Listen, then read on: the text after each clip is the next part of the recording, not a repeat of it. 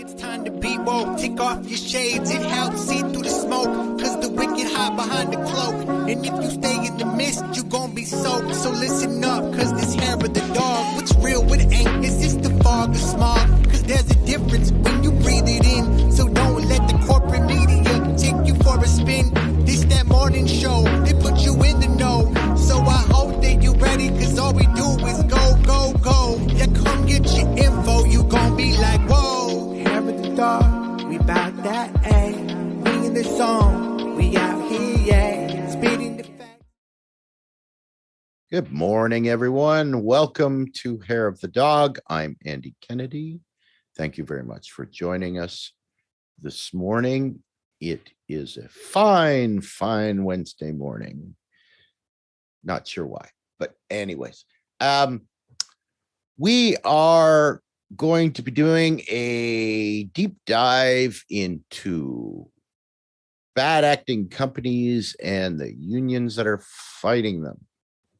But before we get to that, we're going to also be talking about last night's special election in Ohio's 11th congressional district. But just briefly, because if you're on Twitter, you know that the election has already been completely critiqued by everyone. So that's going to start with the introduction of my lovely and talented co-host, Miss Kerri Barber. Good morning, Kerri. Hey, good morning, Andy. Yeah, you're one up on me on the election. I have been slightly busy, so I missed it. So I can't wait to hear your assessment of this particular special election. But before we get started, for those of you who are just tuning in for the first time, we are live. Anything could happen, but that also means we want you to join the conversation. So if you're joining us from Fred Hampton Leftist, good morning, welcome. I already see Eric and Holly joining in. You're up bright and early, so thank you. If you're joining us on House of Public Discourse on Spotify, iTunes, any of those podcast channels, or on our Facebook channels, Twitter, whatever, we will see your comments. So please feel free to weigh in, but do know that we deal in facts here. So it's neither left nor right or whatever. It's mainly on facts and the truth. So keep that in mind when you write your comments or engage with other audience members. So yeah, let's get started. Andy, tell me about the special election in Ohio. What happened? Well, I think there's a lot of people that are waking up rather flabbergasted and surprised that Miss Nina Turner did not, in fact, win last night. There's obviously a lot of factors involved that contributed to that conclusion.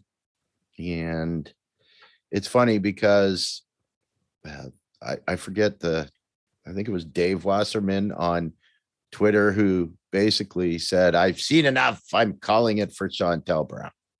Right. And of course, at that point, I think there were 45 or 50% of the returns in. And, you know, there was obviously the denial factor of, well, you can't predict me. At that point, I think Chantel Brown had a 6-point lead, and that's, I believe, stayed pretty consistent through the entire rest of the night. So apparently that is how math works. But there's some interesting dynamics that are coming out of that this morning, and they're not a lot different than what we've seen recently with, you know, the March for Medicare for All and Force the Vote, and this how the squad has acted and portrayed themselves. And it's kind of, you know, done the division thing where there's people that are, you know, that are basically saying Nina would have won if you people hadn't have, you know, basically written her off or, you know, tried to hold her accountable. And you know, they're getting labeled as one group, and then the other group, which is more, I would say, like us, and certainly the Fred Hampton leftists, is saying, look, we tried to warn you. You can't rest on your laurels, because the neoliberal regime is getting better at countering the progressive narrative. And in fact, a huge amount of money at the end that went into advertising for Chantal Brown was probably a quite a factor in waking up the centrist side. And from what I understand, the district is so heavily gerrymandered as far as white centrist voters that, unless you go out and have a major door-to-door campaign in this district, you're really not going to convince anybody that you should vote for a progressive if most people aren't progressives, right? So there's all of this, and certainly I think that if you're of the understanding of how electoral politics work in this country and the two factions that are in this current tug of war, then the results aren't that surprising, I would say, right? So based on that, Kerri, how do you feel about this?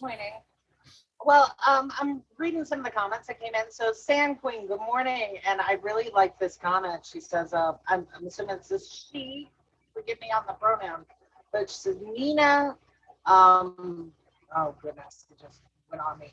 Nina lost because she campaigned to the right of even Bernie 2020, and she started dropping things from her platform and lost her passion. And I think that Sand Queen is actually speaking to the point you were making about one side saying that she kind of went milk toast there, and maybe the Medicare for All march might have played a role in that. And then Eric said, keep in mind this was a special election and low turnout favors the establishment candidate anyway. And I have to agree with Eric on that.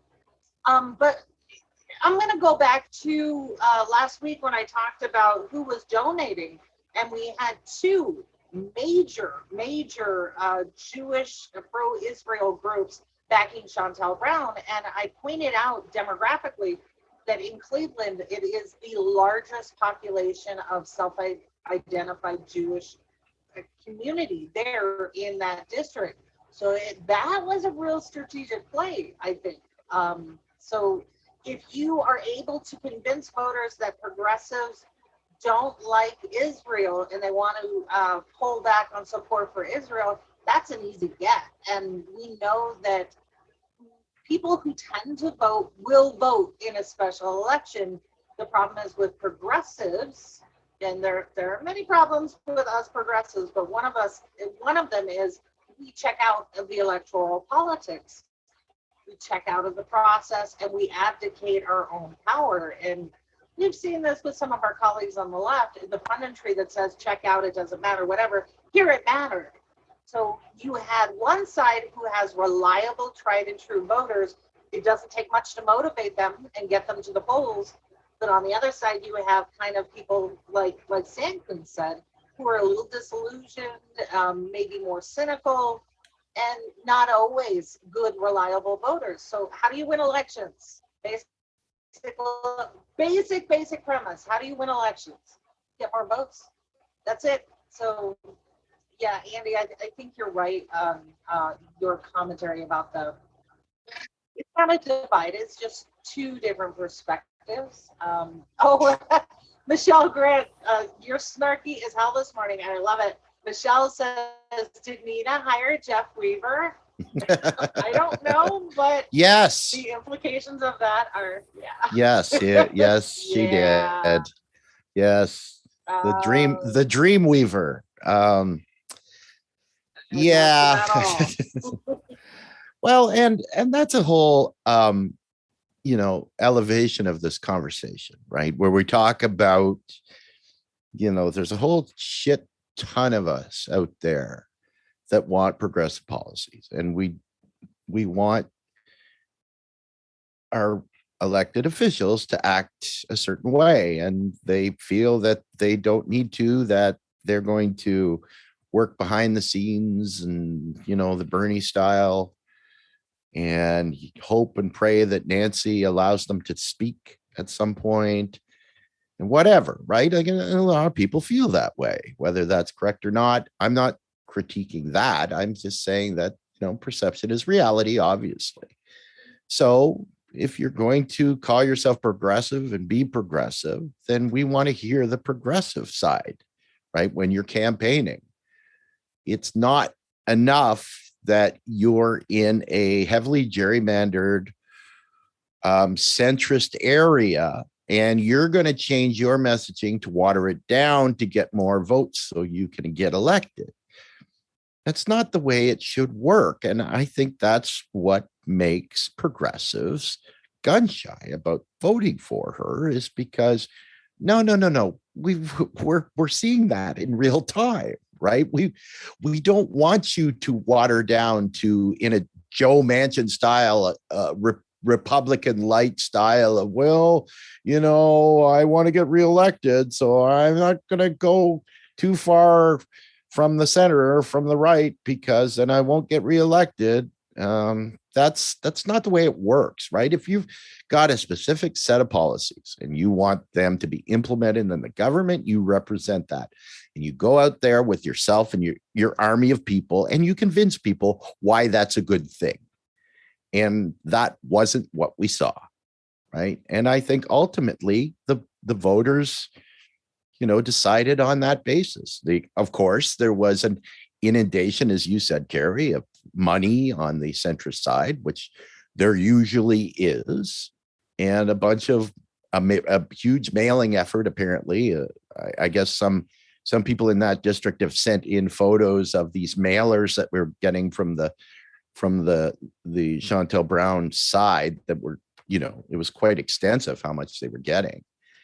And of course that had something to do with it. But, you know, we're in a society right now where people don't know who to trust. They don't know who to put their vote behind, or their, you know, their who to promote. And, you know, you've got to prove to me that I want to see you, you know, acting like you should act, or campaigning like you should campaign. Convince me that you're going to do me some good if you get in. And I don't think we saw that. No, and that has been my long time critique of particularly the squad, right? I get some of the pressures that they're under, and I've jokingly said to AOC and others, blink twice if your grandma's tied in a basement somewhere, because it is frustrating. But to me, the biggest detriment is how will we know the next candidate rising is going to do what they say they're going to do, because we have these members here who ran on that, who had the right rhetoric, who had the right platform, but then we're not seeing the kind of advocacy for regular folks that we expected. So I think it did a great disservice to, like we talked to Gregory 2 weeks ago, who's running now for Congress. I believe Gregory because I know Gregory. I worked with him on many campaigns, but you need, you know, hundreds of thousands of people in the district he's running in to also believe. They don't have my experience. All they've got to go by is his rhetoric, which is identical to AOC and Rashida and everyone else, but yet we're frustrated by it. So,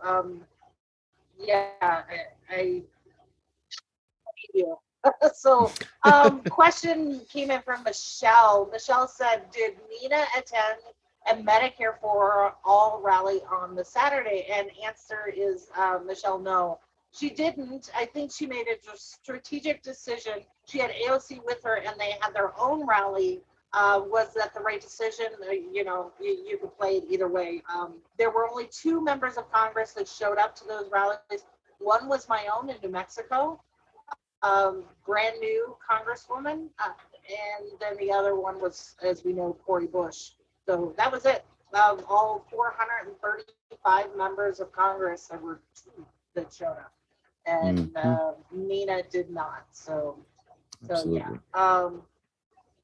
But but that's how it goes. So That's showbiz. yeah. Right. Oh, and I'm sure she's not going away. We're gonna see a new iteration of Nina Turner come out in some way, shape, or form. So I'm curious to see what she comes up with. What does she want to do next? Yeah, well, absolutely. Right. yeah. And I think that this could be a real turning point in terms of how progressives get elected and how they campaign and stuff. Right. Because I'm sure that camp thought that it was going to be a walk in the park for them. Like we said, there's a ton of people in our space that are very surprised by this, right? And that's with a good reason.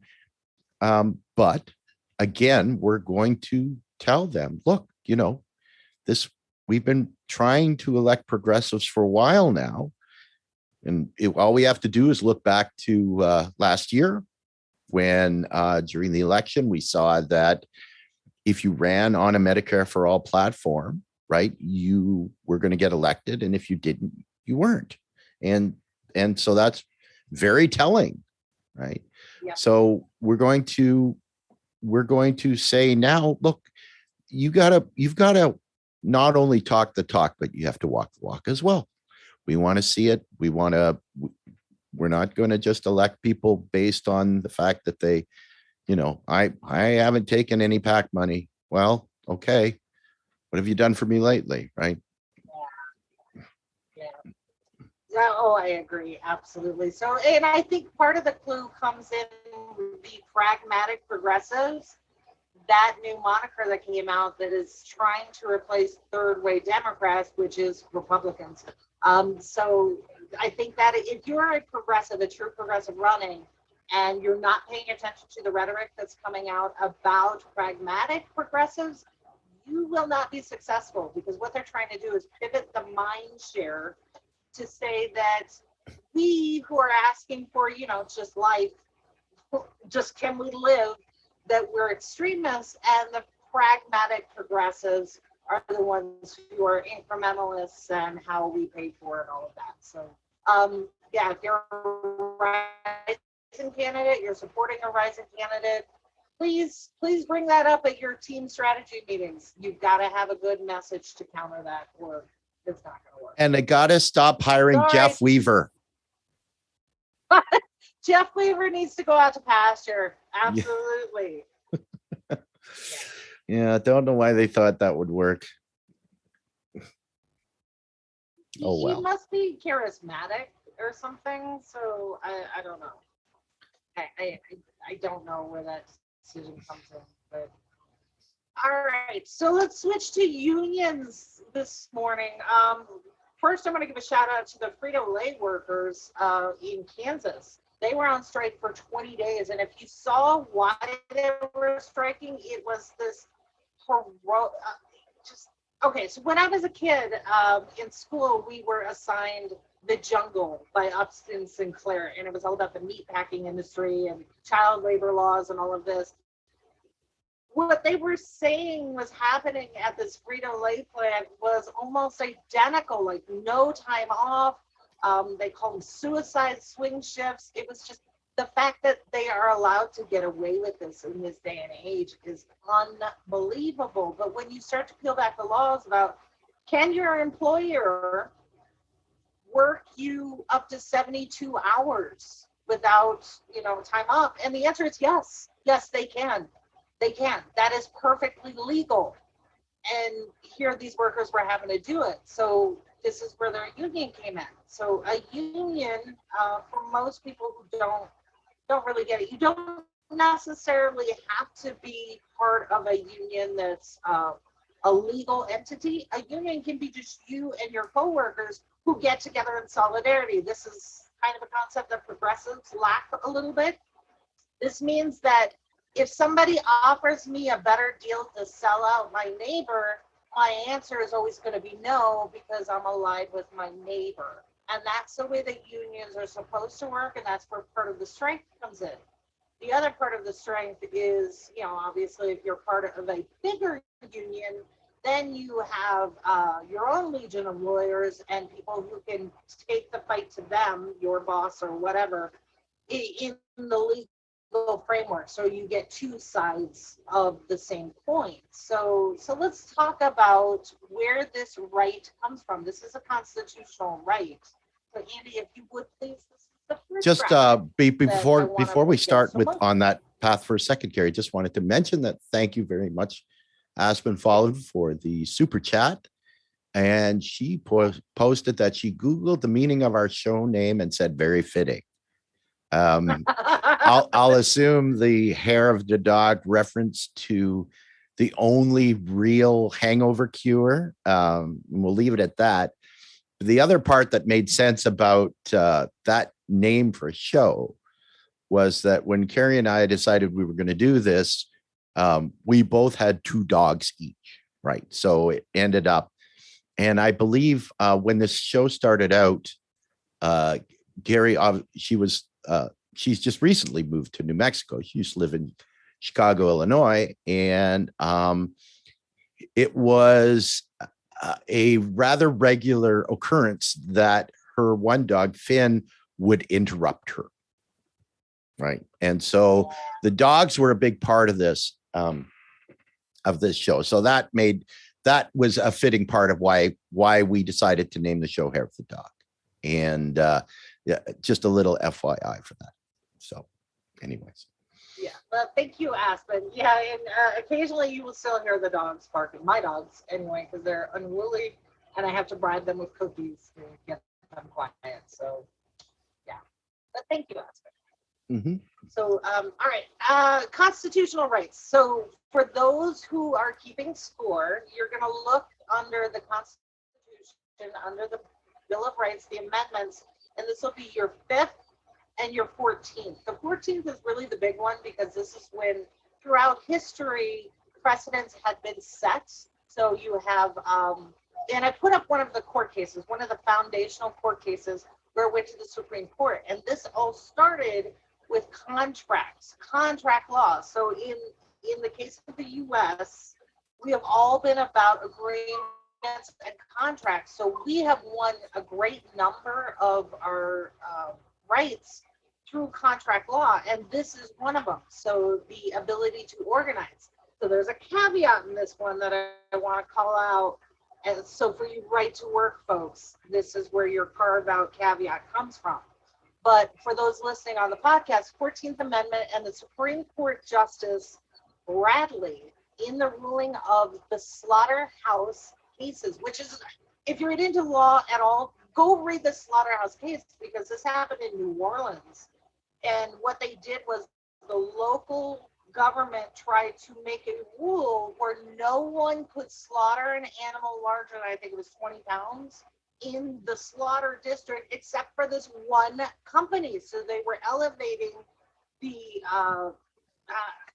market share of this one company, and the rest of the slaughterhouses got together and went, that's not okay. So this happened in New Orleans early in the nation's history. Fascinating case. So this went all the way to the Supreme Court. And here is part of the ruling.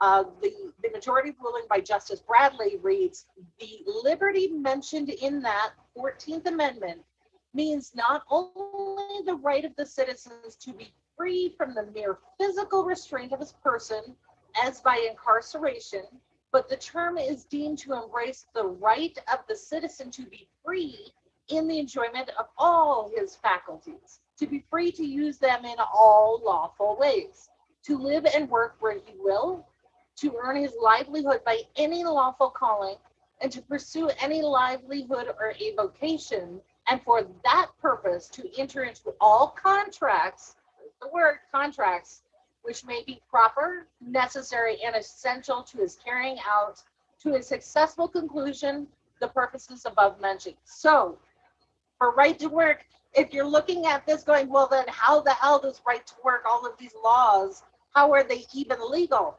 Here's the catch, the caveat. The justices went on to say that within reason, and that there could be some regulation of these rights. So these rights that they spoke of just a moment ago were not all encompassing, and there could be reasonable regulations. So for my Second Amendment folks, this is part of the reasonable laws and regulations for that too. So all across all of these civil rights, we do have that little carve out. So if you're not familiar with right to work, and this is going to be a very high level explanation, feel free in the chat to elaborate. Right to work laws allowed people who were part of a union or had to join a union as a condition of an employment at a company not to pay their union dues. So the whole push from the Koch brothers and ALEC was to strip the unions of their money, right? In warfare, you go after the supply chain, and the supply chain for unions is money so that you can pay attorneys and fight for justice and all of that sort of thing. So right to work said that, you don't have to pay those dues, but the union must defend you as if you had. And this is where they were trying to break the back of unions. And that is allowable because of the carve out that Justice Bradley and the others in the Supreme Court gave provisions for. So local elections matter. If you don't want right to work, guess what you need to do?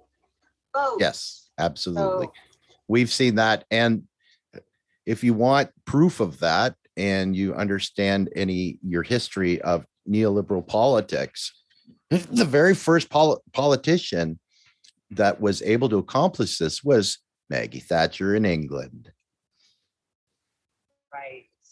Right. Good old Maggie. So yeah, that's how that works for the right to work. And it's up to us.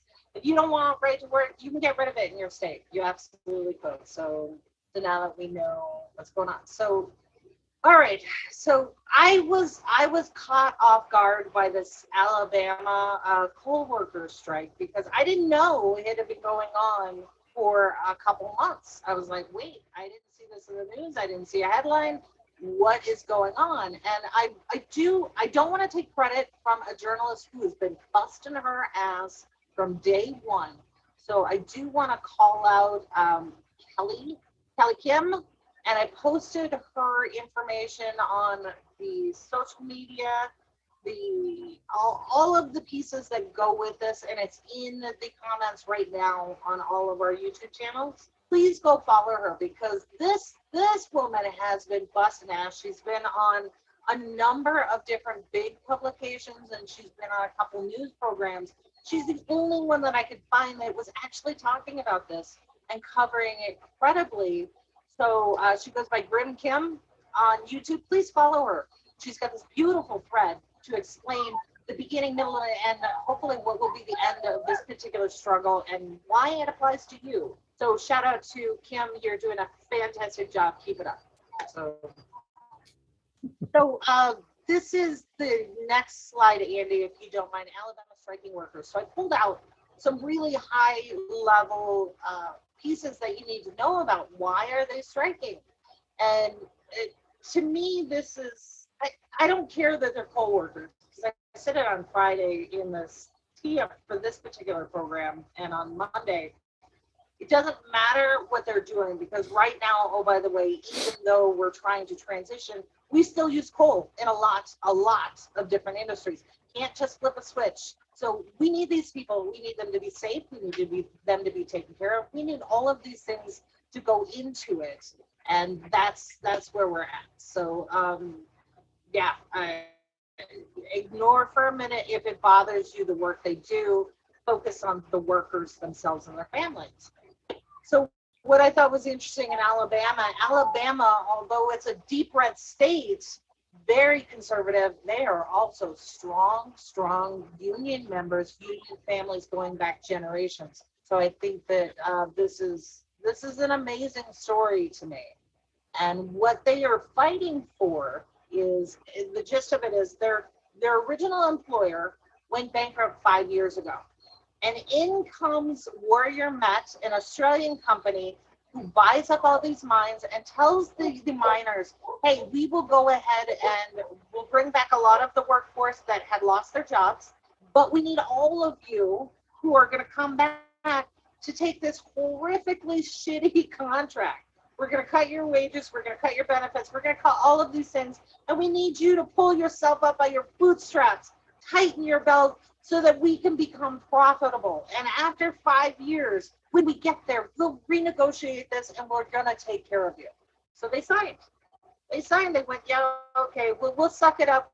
We will work with you for 5 years under this shitty contract, and then we'll revisit. So now here we are 5 years later. And what happened was the company said, okay, we're going to renegotiate this contract. And here's the offer that they made to them. It was, so before they were accepting pay cuts of anywhere from $6 to $22 per hour, lost their holiday, lost time off. Health insurance went way up, as most of you see every year. Safety standards, working conditions, no investment there. And then they had this, if you're a parent or taking care of a loved one, or you have a car that breaks down, they had a 4 strikes, you're out, unscheduled absence policy. You just be terminated. Doesn't matter. Doesn't matter if you had a heart attack, stroke, whatever. That was your, strike. So very little of this changed in the new contract. So any reasonable person, if 5 years ago you made a promise to me, just suck it up. I know it's going to be painful. I know it's going to hurt your family, but 5 years from now, I will repay you in kind. And then I come back to you with something worse. How would you feel? And that's exactly what happened. So the union went on strike in April, and the company, this is where it got interesting to me. So I posted a link to the SEC filings for Warrior Met Coal. Their New York Stock Exchange symbol is H. H is in Howard, C, H, cat. So if you go look them up, and you can look at their prospectus, you can look at their quarterly filings.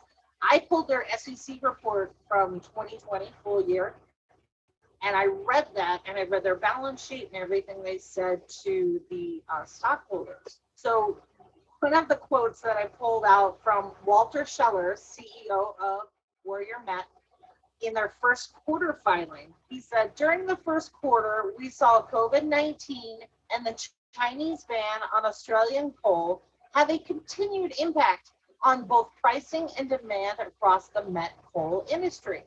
However, we remain focused on successfully managing our costs, working capital, and CapEx spending, which enabled us to be free cash flow despite these headwinds. Okay, so here's where I want to pull this apart for those of you who don't know how to read a balance sheet or are just kind of getting a feel for how to measure a company. He said a couple things in this quote that are really important. First, he said there was a Chinese ban on Australian coal. We're not talking about Australian coal. We're talking about an Australian company selling U.S. coal. This is why they bought the mine and everything else in Alabama, so they could skirt around the ban for China, which they did. If you could look at their line of business and their silos and where their sales and everything came from, they were doing just fine with the U.S. And then I also pulled out their stock ticker, so you could see year over year. And after this strike, which is mentioned heavily in their first quarter, their stock barely moved. So they're not feeling the hit on cash flow, as Walter said. They're not feeling the hit in their stock price, their ability to raise capital for investment. And they're not feeling it when it comes to sales and revenue, despite COVID. So where is the harm in negotiating contract? Because they said they were broke. They said in their first quarter that we took a loss. But when you look in their filing, which I did, what I saw was a couple $2 billion hidden in their sales expense line item. So a sales expense would be just like a candidate. You got to buy marketing collateral, billboards, advertising. It's also smoothing clients, taking them to dinners and ballparks and, I don't know, buying them a house or whatever it is you got to do to close the deal. So let's think about this. You're a coal company. Your customer base is already known. You know who the customers were for this acquisition that you made 5 years ago. You can renegotiate some of those contracts. You can do all of this. Why are you spending billions on a sales function? That seemed fishy to me. And I don't know, weigh in on the comments. I feel my personal opinion is we had talked about during COVID where they hit CEO pay off the books or in a line item and credited to business operations, but really it went to CEO pay. I think we got something going on like that here too. And the reason why I say that is that it's a really high number for a sales expense. I mean, more than your own GDP for the company, really. And then on the flip side of it, their board of directors just issued a dividend payment to investors. If you're a responsible board member and your company is not doing well, or you took a loss in the first quarter, as they said they did, you wouldn't be paying a dividend, and yet they are. So, Yes. something fishy there. I mean, Andy, am I wrong? No, of course not. No, of course not. Right? It's very telling, you know. And it's funny because all of these things have to be above board, right? You have to be able to access them, and clearly, you know how to do that, but not a lot of people do, Kerri, apparently. Well, and this is why I want to kind of bring this piece of the story, because as I said, Kelly Kim was doing a fantastic job of doing the who, what, where, when, why on why they were striking. It was this business filing that I think is the other key piece that is missing, because it's the company themselves kind of lifting up their skirts. Here's what happened, and you can see in there what's going on. So there was one comment I want to get to. Bill Bradley was talking about optimism, and I think this is a really good point, so I want to call this out. He says, if the goal is class solidarity, you probably want to avoid language that might turn off some of the people who support you want. And to a point, Bill, I agree with you, but for example, Andy, like you just said here, we don't want to turn off people, but we want to educate people. So it's okay to challenge using language, which is extraordinarily powerful. It's okay to challenge those preconceived notions, because here we have a company who used language to say that we cannot take care of the people we promised to take care of because we are at a loss.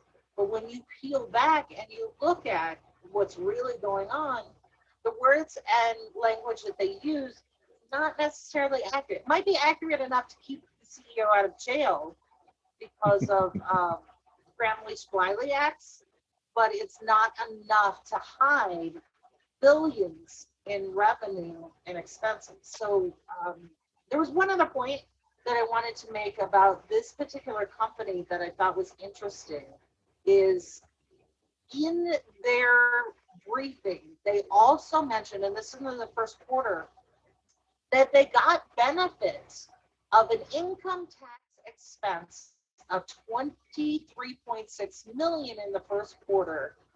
And this was due to a non-cash charge recognized by a new tax law that came into effect in Alabama. So what happened was they had posted $23.6 million in tax liability, tax that they had to pay, that they just got to reverse because a new law went into effect in Alabama that gave corporations like theirs, even though they offshore their profits, gives their company all of that credit right back. So the people of Alabama gave this company $23.6 million in a tax break while their own employees in their residence in the state are now on strike because they are being underpaid, undervalued, and put at risk. So here's another piece of the puzzle that I pulled up from the SEC report. And just in case anybody's curious, I also pulled up the salary for Walter. Walter makes $4,343,000 in total compensation. Part of that is 715,000 in salary, and then $1 million bonus that he got, and then another 2 million in stock awards, and let's see, 2 million stock awards, and then proxy benefits. So this dude is telling employees that we're broke, is reaping millions in benefit for the decisions that he's making to keep telling employees that they can't have livable wages. Makes sense. So, yeah. And then the last point that I want to get to, Andy, if you wouldn't mind, this is the violence at the picket line. So if you are still not on board with unions, at the very least, I would ask you to consider those unions and the workers who are on strike. I want you to understand what in particular these workers are going through. So in US history, we had a militia group called the Pinkertons, that corporations, particularly the railroads, were hiring these Pinkertons to bust unions. So we had, all of these rail workers, some of my own family members in Pennsylvania were killed on the railroad because of unsafe conditions. They weren't paid, or if you went to go collect your paycheck, they would haul you behind some tree and kill you for asking. And this was the Pinkertons. So what is going on today is we still have Pinkertons. We saw this when we did the Line 3 story with the sheriff up in Minnesota taking $500,000 so they could buy new weapons, and became this quasi-Pinkerton army of a Canadian oil company. Here we have some serious issues going on against the frontline workers on the picket line. So multiple times people have been hit by vehicles, multiple times there have been assaults. All of these things are going on right now, not just at the number 7 mine in Alabama, but we're seeing these coming out of New York. They are in the headquarters in New York of this particular employer, also on the picket lines. Hundreds upon hundreds of workers. This is the largest strike in 3 decades in Alabama. So hundreds of workers are now in New York in front of the corporate offices, and they are also getting hit by vehicles and other things. There have been numerous police reports filed. I think that there were 2 arrests now. But so this is kind of what these workers are going through, just to ask for a fair day's wage for fair labor. So, like I said, even if you're not into coal, even if you're not into this, please support the workers, because they're actually putting their families and their lives at risk to stand up for their rights right now. So, Absolutely. And I think it's important to mention that in the capitalist society that we live in the degradation of unions per se over the last however many decades it's been since the Reagan era, when the trickle down economics first reared its ugly head. All of the things that happened as unions came into existence back in the early 1900s were really the only voice for the worker, right, in the capitalist society. There is no real other friend to the worker than the union, right? I think someone put earlier in the chat, and I'm sorry, I can't remember who it was, put just the simple quote thing that unions are corrupt, right? I don't know if you're channeling neoliberal propaganda, but basically, as the workers' only friend, I'm sure that's what the centrists would like you to believe, and which has been another propaganda campaign that has successfully, hamstrung unions, as we talked about right to work, and people being told that, you can't trust them. People don't realize that the only reason there are rules that, restrict the number of hours that people can work, and a minimum wage and weekends off. The only reason that people in the world have those rights is because of unions, right? And the governments that allowed unions to have some power, right? It's the governments that have removed some of those powers that have made things worse for people of any country, especially the US. And please don't believe the propaganda that you hear about them, right? We live in a society where NAIRU is a thing, right? And NAIRU is is an acronym that stands for the non-accelerating inflation rate of unemployment, which basically means that these regimes came up with a percentage number out of thin air and said that if unemployment in the country drops below this number, we're all going to suffer hyperinflation. We're all going to explode and die, right? Those are all made up concepts. These are all made up numbers, right? We've seen that the workers' wages have stagnated since the 70s, and they don't have any rights, and they're not allowed. This is American centric, of course, because I live in a country where I have a lot more rights as a worker than an American does, including a reasonably fair minimum wage. But this has been the union has been the only friend of the worker for as long as workers have existed, right?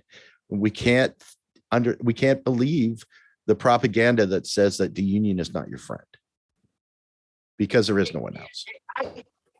Right, exactly. And I have to, there's a couple points that I want to make, and I want to shout out to Roxanne. She says unions can be corrupt.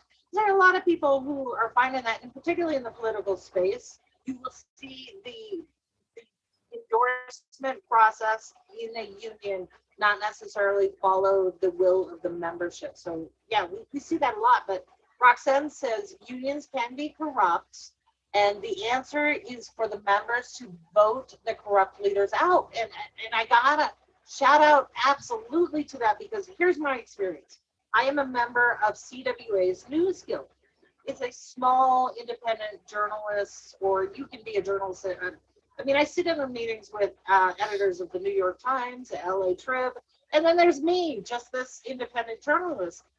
Here's what's really cool about that is comparatively, I don't have the prestige that they do based on their title, but I'm sitting in on the direct leadership meetings, and I got to say to them, hey, look, a journalist like me and like Kelly Kim here, we're independent. We don't have the backing, and we are being targeted right now by multiple areas to shut us down as independent voices, because we don't have editors like you do telling you what you can and cannot write. So they're coming after us.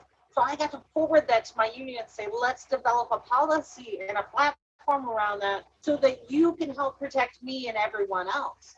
And I did that just by showing up, right? So I got to tell you that the union structure is the most direct democratic process we have in this country, because you get a vote. And she's right, if you don't like your leadership, you go in and change it because you have direct representation.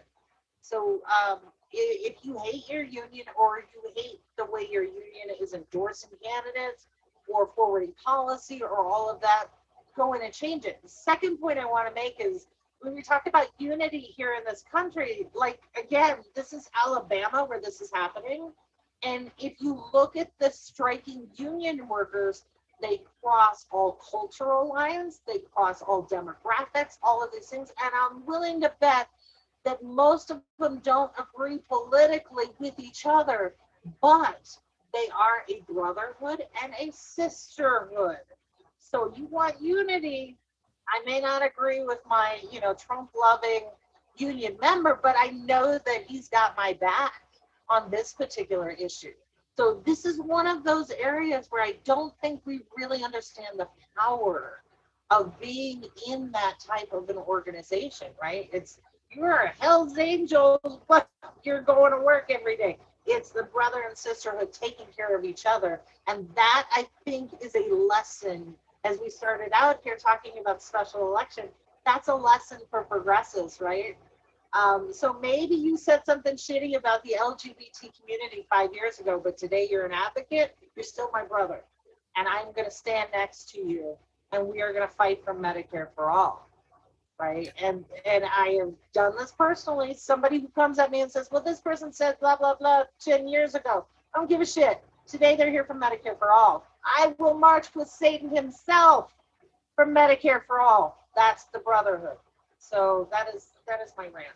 Right. And I get that, but I do still push back a little bit on the understanding that some unions are corrupt, because we have to remember that every force in a capitalist society is against unions or defanging unions, right? So if you have any success in society in making unions less strong, which is what right to work state laws do, then you basically can go into a negotiation, right? And the union will have a set of demands. Well, we don't have to give you anything because you really don't have any strength anymore, right? And so a union will come back to its membership and say, well, this is the best that we could get. And the membership says, well, that's not good enough. That doesn't give us any advantage or anything at all. And the company will say, see, the union's trying to screw you. They must be corrupt. They're keeping all the profits for them. So you've got this circle that happens, and it's not the union's fault. It's the fact that the unions have been demonized for so long, right? If you want an example of what a strong union looks like, look at the flight attendants union, right? With Sarah Nelson at the helm, who went into negotiations with the airlines at the beginning of the pandemic to protect their workers. They were able to get worker protection for their entire union across the board at full pay for a very long amount of time. But that's because they're a force, they're a very strong union, and they have solidarity, right? Let's look at a few years ago what the teachers did without even the right to strike. They did it anyways. And the different states and county governments folded like a cheap card table because of solidarity, right? Let's remember, there's no such thing as an illegal strike. There's only unsuccessful ones, right? Solidarity between the people makes changes happen. Don't believe the rhetoric that the companies and the government and the neocon and neoliberal politicians tell you that unions are bad and corrupt. They're not. They're the only thing standing in the way between everything that a corporation wants to maximize profit and minimize money that they can, and rights and benefits that they have to give to their workers. And that's the bottom line. So elegant, Andy. Bravo. You said it. And I am so encouraged by the comments in the chat, particularly Bill Bradley. Thank you for joining us this morning. I think you've added a lot to it. And then Russian bot, you always make me smile because, you're right on it. Russian bot says, uninformed electorate is just as much of a problem with unions as with any democracy. And that is why we are here. So we do this live so that we can engage with you, but our goal is always to provide some education and context. So I may know how to find some of these sources, and I want to share it with you. I also want to share with you again, Kelly Kim, who is covering this particular issue and doing a fantastic job on union columns all over the country in different publications. Please go out and share her work Let's make sure that we educate each other. Keep having these conversations. Love it today. And I'm so encouraged by everything you guys are saying in the chat, as well as Andy, who is an expert on most things, most all things, and always has sage wisdom. So self-proclaimed expert. yes, it works. So I do not have a topic for Friday for our typical Bucket Friday episode. So if you have something that you want us to do a little bit of a deep dive on, or you have a guest that you want us to try and reach out to, please drop it in the chat or send us an email at hairofthedogshow@gmail.com, and we'll put it out for you, because Monday's episode was a viewer request. Today this was my topic. So what do you want to talk about on Friday? It's a little bit more casual, a little bit snarkier. So I'm happy to have those suggestions in there. And then thank you again, Aspen, for the tip today. So if you are new to the Fred Hampton Leftists, this is a Black organization. So any type of donation that you put in, either subscribing on any of the different channels or putting in a super chat, we share those. We share those with our comrades. So solidarity. Thank you so much for that. Am I missing anything, Andy? No, I just wanted to mention to say thank you to Russian Bot as well, because it's the middle of the night in Russia, right? So it's you have to stay up late just to watch us, right?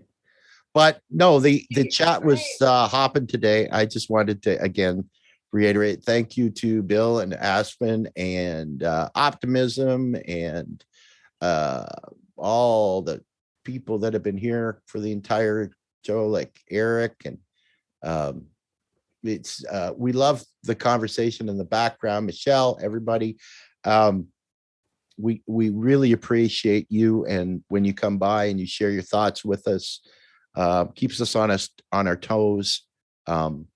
It's why we do what we do, right? We initiate conversations between us so we can all come to an understanding of how we can move forward as a group and learn from our mistakes, right? And I think that that's really cool. Kerri, again, thank you for the awesome amount of work that you do in your journalism and your reporting, uncovering these stories that nobody else will touch. And to you, our audience, thank you again so much for tuning in. Enjoy the rest of your Wednesday, and we will see you here bright and early on Friday morning. Take care. We about that, ayy. We in the zone, we out here, yeah. Spitting the facts, how it's supposed to be. Hair of the dog, we keep it G. Whoa.